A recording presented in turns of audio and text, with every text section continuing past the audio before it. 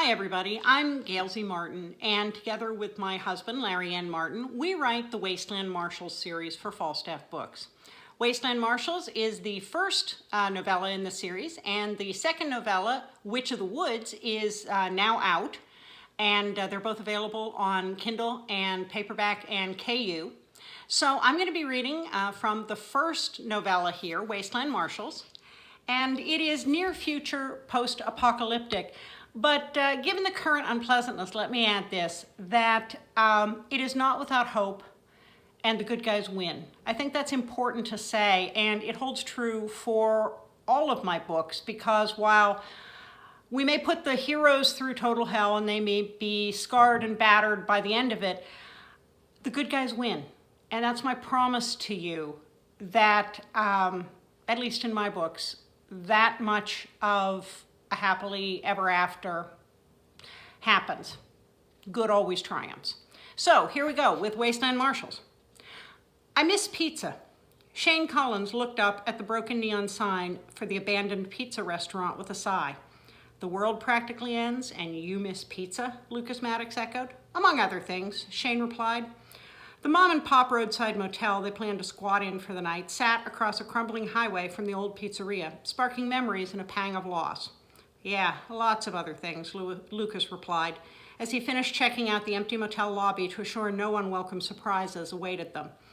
3 years after a clusterfuck of epic proportions had effectively stopped the 21st century cold in its tracks, ruins like the old motel had become reminders of what had been.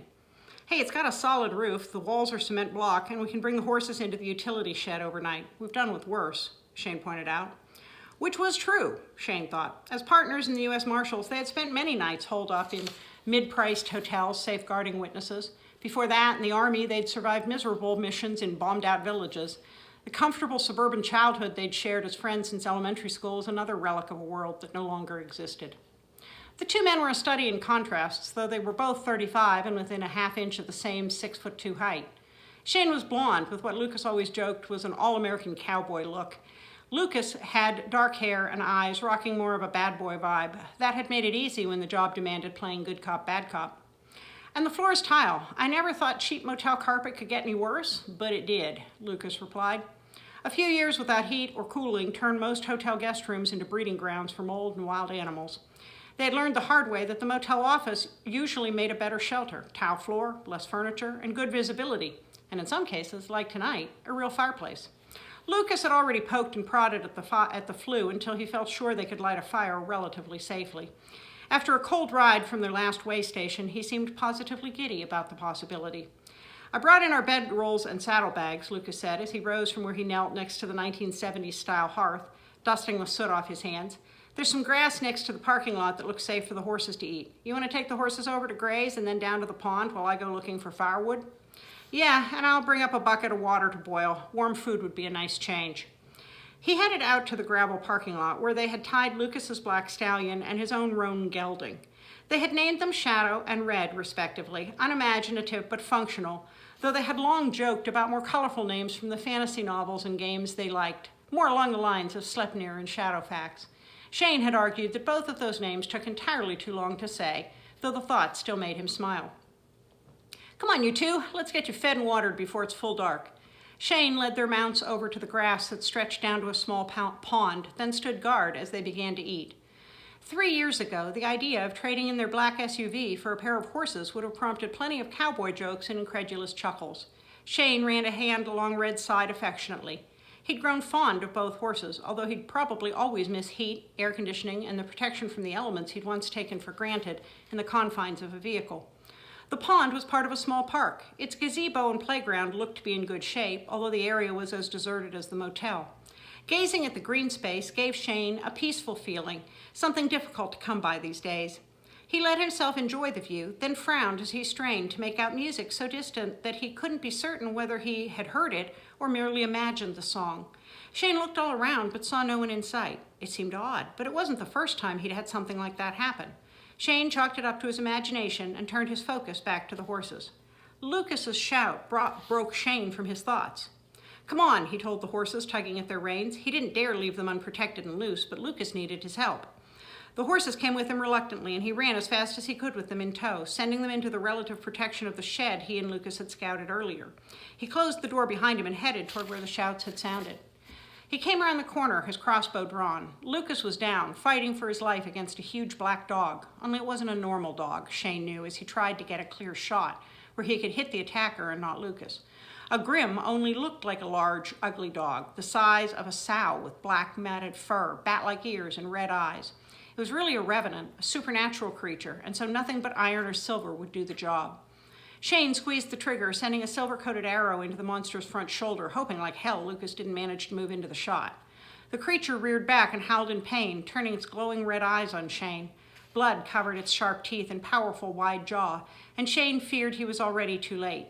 The Grim's hesitation gave Shane the time he needed to reload, and this time the crossbow bolt caught the Grim between the eyes. The creature toppled over, covering Lucas in its gore. "Lucas!" Shane rushed forward, alert in case the Grim had not hunted alone. Usually they were solitary creatures, but nothing worked the way it used to, and Shane had learned the hard way not to take chances. Lucas groaned, trapped beneath the body of the dead beast. Shane slung his crossbow over his shoulder on its strap and hefted the Grim off his partner. He couldn't tell how much of the blood was the Grim's and how much was Lucas's. "Got shoulder," Lucas moaned. Shane knelt beside him, triaging the wound. Lucas's shirt and jacket were ripped and bloody where the Grim had sunk its teeth into the meat of his upper arm, and a swipe of the creature's claws had opened a set of gashes across his chest. "That's bad," Shane thought. He fought down panic and thought quickly, then shimmied out of his own coat long enough to strip off his flannel shirt and rip it into pieces. Shane wadded up one section to staunch the flow of blood from the bite, then tied the wad in place with what had been a sleeve. He did the same for the chest wound. "How bad?" Lucas managed. "More than I can stitch up," Shane said. "We need to get you help." "Not far to Green Farm." Lucas hated admitting pain, so the fact that he was panting gave Shane an idea of just how bad it was. "Yeah, far enough," Shane muttered. "Gonna have to get you to the farm. I'll get the bags, then we need to go." He pulled Lucas to his feet as gently as he could and pretended he didn't see the tightness in his partner's face or hear the moan he bit back. Shane had a thinner, narrower build, while Lucas had always been more muscular.